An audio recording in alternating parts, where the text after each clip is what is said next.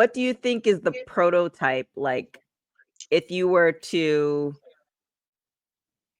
give somebody advice if they wanted to, become a wrestler? What are the core things that they need in order to succeed?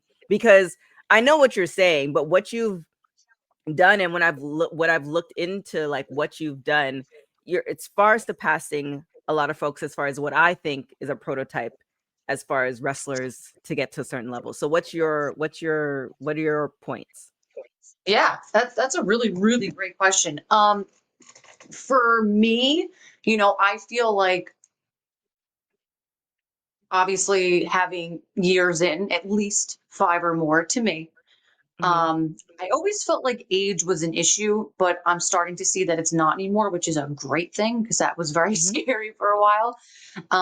So I would say amount of years, how many shows have you worked? Don't say you worked 7 years and you've only worked 20 shows, that kind of Mm. thing.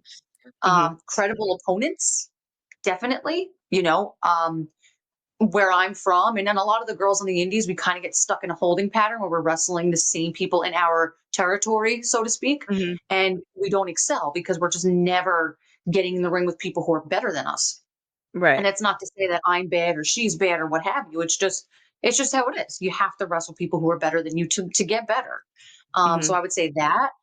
And also, having some credibility with some TV companies, being able to say, hey, I had a tryout or I did this or I did that or dark matches, what have you. So I think to me, those are important. But a lot of the times, that's just not the case anymore. And that's okay.